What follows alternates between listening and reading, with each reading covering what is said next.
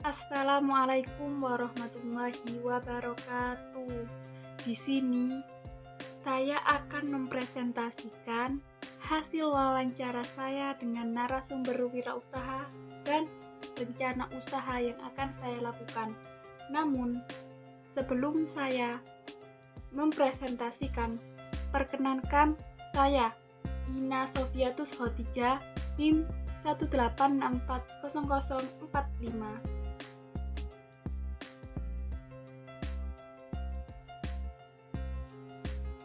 Wawancara usaha dengan narasumber wirausaha saya ada 7. Yang pertama, pengrajin besi alias pandai. Yang kedua, penjual mie beting. Yang ketiga, penjual roti bakar. Yang keempat, penjual es bubble. Dan yang kelima, pengrajin kayu mebel. Yang keenam, penjual bahan bangunan. Yang ketujuh, pengusaha bisnis kafe. Sebelum saya menjelaskan tentang wawancara usaha yang saya lakukan, apa itu kewirausahaan?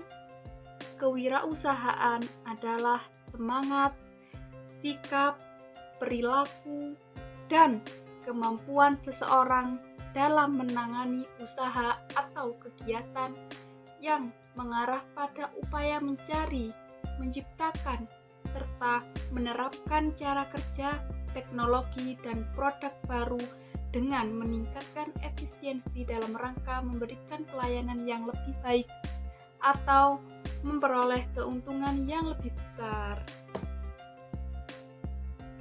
Langsung saja, yang pertama narasumbernya yakni pengrajin besi alias pandai.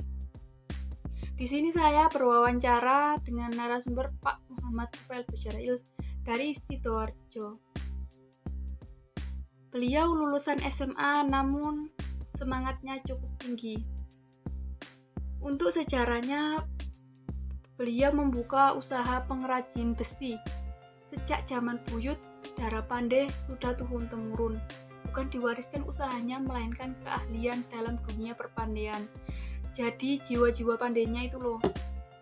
Dan tetap memulai dari nol. Karena setiap generasi kan berbeda-beda ya kebutuhannya. Jadi berawal dari penyangga kompor, dibuat sendiri dan disel sendiri juga, kadang laku kadang tidak, sampai akhirnya mempunyai pelanggan banyak dan bisa mengembangkan untuk membeli alat-alat pandai yang lebih lengkap dan berbagai macam besi.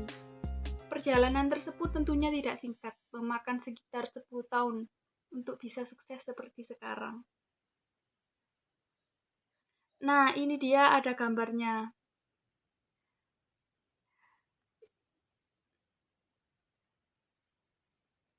Ini gambar lokasi, foto lokasi di usaha Pak Tufail. Keuntungannya kurang lebih 50 juta tergantung banyaknya pesanan. Untuk kendalanya mesin trouble, lampu mati, dan kecelakaan kerja berpotensi tinggi. Prospek kedepannya bisa mendirikan tempat yang lebih luas dan bisa bekerja sama dengan pabrik ternama. Narasumber yang kedua yakni penjual mie beting. Beliau bernama Ibu Poniti, asal Malang, lulusan SMA.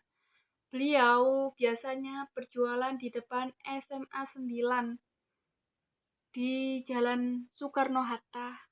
Silakan bila kalian ingin mengunjungi, bila kalian suka pedas, silakan datang ke SMA 9 karena di sana banyak penjual dan tentunya ada Ibu Poniti ini sebagai penjual mie beting.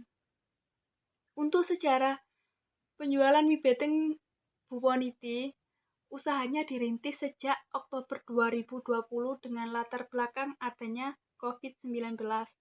Berawal dari anak beliau yang mempunyai kenalan agen Milidi, kemudian ikut tidak lama kemudian membuka usaha sendiri dan dikembangkan sampai mempunyai keuntungan yang bisa digunakan untuk mencukupi kebutuhan sehari-hari. Untuk keuntungan dan kendalanya, keuntungannya sekitar 50 sampai 100 per hari tergantung pembeli.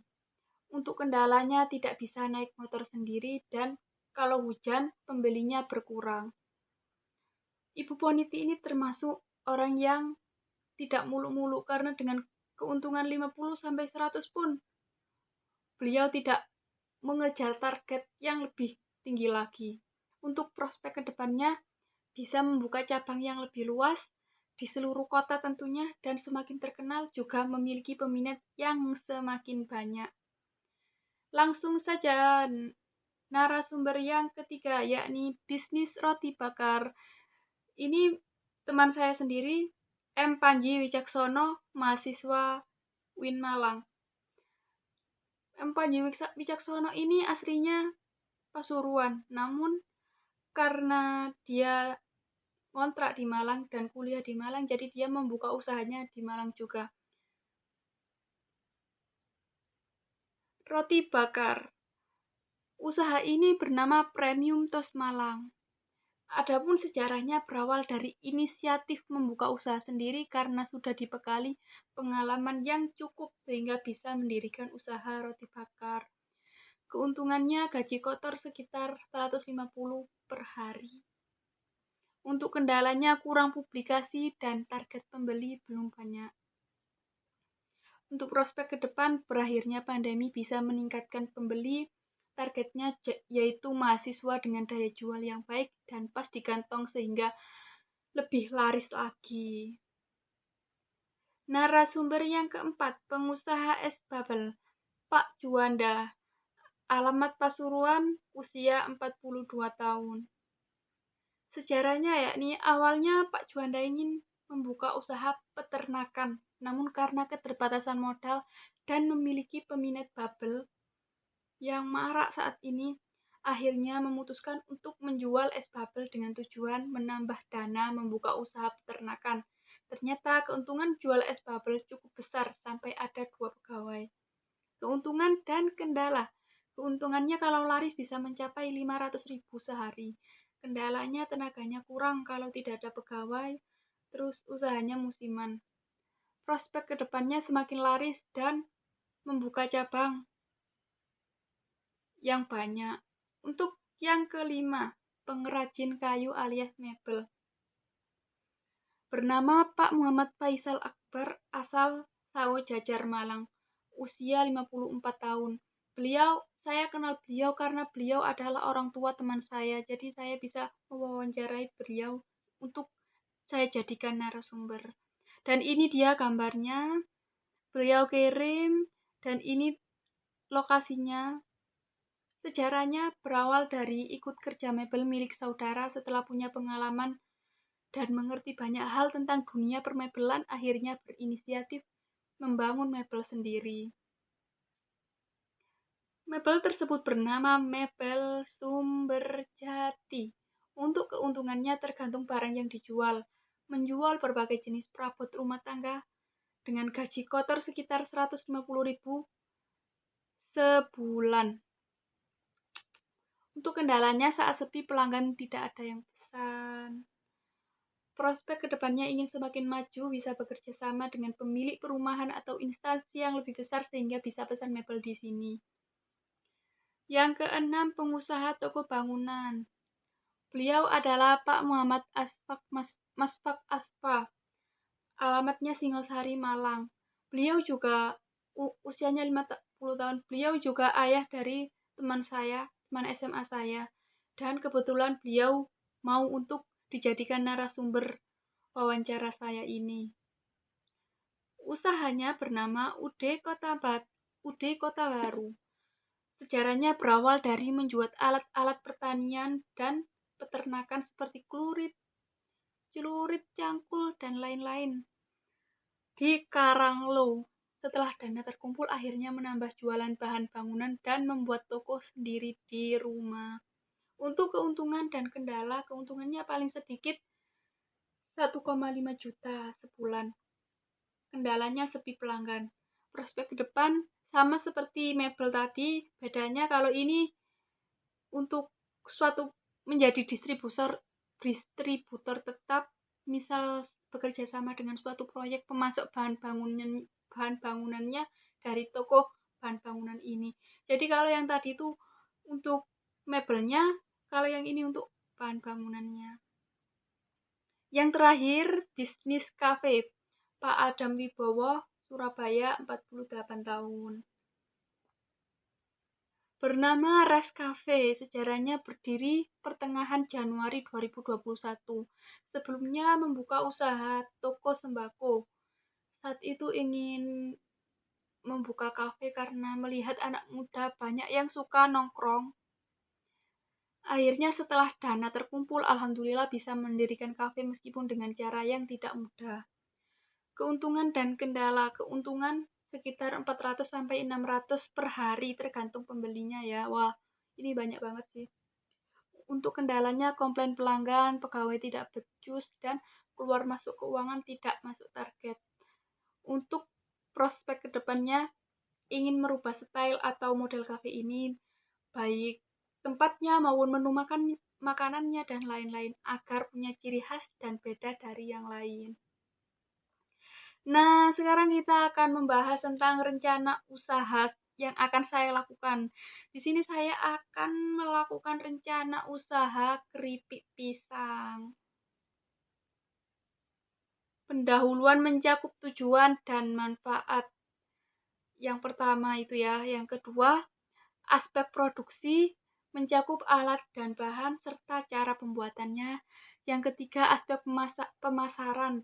Maksudnya bentuk pemasaran apa saja yang akan saya lakukan. Dan yang keempat, rencana keuangan, yakni struktur biaya dan analisis perencanaan lainnya.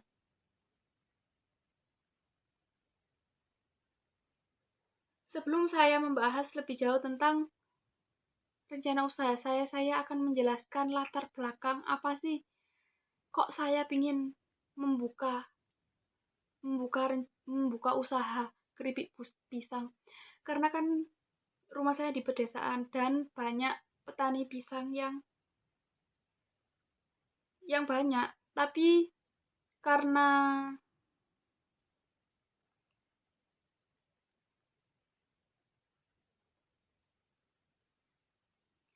dan kadang tidak laku, akhirnya saya berinisiatif untuk membuka usaha keripik pisang dengan bahan pemasok pisangnya dari para petani untuk membantu sedikit perekonomian masyarakat di desa saya.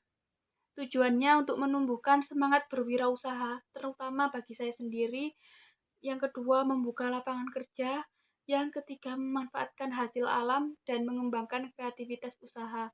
Untuk manfaatnya, mengembangkan kreativitas di dunia usaha, mengurangi tingkat pengangguran, dapat untuk mendeteksi asumsi-asumsi secara cermat dan besarnya tingkat keberhasilan wirausaha. Jadi saya bisa belajar bagaimana usaha itu berhasil dan gagal, bagaimana cara mengatasi kegagalan dan bagaimana cara mempertahankan keberhasilannya.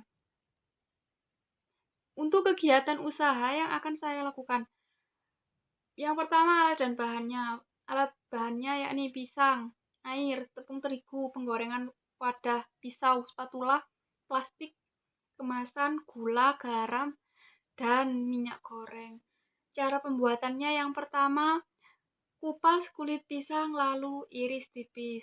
Siapkan wadah bersih lalu tuang air ke dalamnya. Masukkan kapur sirih, aduk hingga tercampur rata. Masukkan pisang dan diamkan kurang lebih 1 jam. Siapkan wadah bersih lainnya. Tiriskan pisang, taruh pada wadah lalu taburi garam, aduk sedikit hingga rata. Goreng pisang hingga coklat keemasan. Angkat dan tiriskan, keripik pisang siap disajikan. Untuk aspek pemasarannya ada 3. Yang pertama, melakukan dari mulut ke mulut kepada keluarga, kerabat, tetangga, ataupun teman yang ternyata lebih efektif untuk memasarkan produk dari dan jasa usaha ini. Yang kedua, membuat iklan di toko. Maaf, untuk harganya 1000-an per biji. Jadi kalau 20 biji 20.000. Minyak gorengnya 1 liter dengan harga satuan 14.000 per liter. Jadi harganya 14.000. Untuk plastik kemasan 10 biji harganya 500 per biji, jadi dibutuhkan uang 5.000 untuk membeli plastik kemasan. Untuk garamnya sekitar 100 gram. Sedangkan harga satuannya kan 2.000 per kilo. Jadi kira-kira habis 1.000 lah ya untuk garam. Untuk gulanya 100 gram, 15.000 kan per kilo harga satuan. Jadi kalau 100 gram itu kira-kira 1.500-an. Untuk tabung gas dibutuhkan 3 kilo. Dan harga satuannya 20.000 per 3 kilo. Jadi totalnya 7.000. Oh, ini tabung gasnya sekitar 1 kilo mungkin ya. Jadi total struktur biayanya 48. Di sini mengapa saya menghitung garam, gula, tabung gas meskipun misalnya tidak termasuk, meskipun misalnya saya sudah punya dan tidak perlu membeli, karena garam, gula, tabung gas itu termasuk beban pengeluaran, beban biaya juga. Jadi saya hitung. Untuk analisis perencanaan, saya merencanakan hasil jual dengan harga jual 5.000 dan harga pokok penjualannya, yakni modal dibagi produksi. Modalnya kan 48.000 dibagi 20 pak. Saya ingin memproduksi 20 pak kan. Jadi harga pokok penjualannya 2.400. Itu harga pokok penjualan. Namun saya menjualnya 5.000 satu paknya. Jadi saya ingin menargetkan, untuk perkiraan pendapatan kan saya ingin menargetkan per harinya 5 bungkus. Jadi pendapatannya 5 dikali 5.000 menjadi 25.000. Itu untuk pendapatan per harinya 25.000 ya. Kalau untuk pendapatan per bulannya berarti tinggal dikalikan 30, 25 dikali 30 sama dengan 750.000. Lumayan lah. Namun pastilah ada kendalanya dan itu tidak apa-apa. Yang penting kita berani untuk mencoba terlebih dahulu. Nah, kesimpulan dari presentasi yang saya sampaikan dari awal sampai akhir, yakni wirausaha ialah seseorang yang berjiwa pemberani, yang berani mengambil resiko untuk membuka sebuah usaha di berbagai kesempatan yang ada.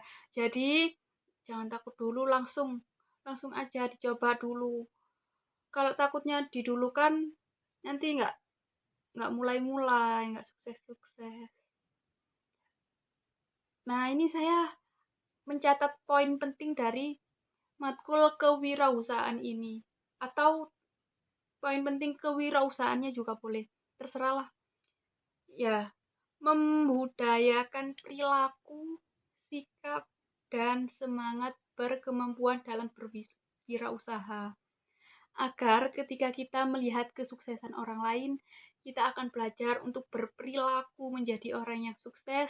Kita juga akan bersemangat dan berjuang dengan gigih agar usaha yang dijalankan berhasil. Sekian presentasi yang dapat saya sampaikan. Apabila ada yang kurangnya, saya sebagai manusia mohon maaf yang sebesar-besarnya. Salah kata maupun salah tulisan maupun kekurangan dalam pengeditan video, pengerjaan tugas. Namun tugas ini sudah saya kerjakan dengan sepenuh hati dan semangat yang membara tentunya. Mulai dari awal wawancara sampai akhir dengan segala perjuangan dan semangat saya untuk terus menuntut ilmu, dan untuk jika ada yang baik-baik kita serahkan semua kepada Allah. Sekian presentasi saya. Saya Ina Sofiatus Khadijah, NIM 186400045. Terima kasih telah menonton dari awal sampai akhir. Semoga kita sehat selalu dan sampai jumpa. Wassalamualaikum warahmatullahi wabarakatuh.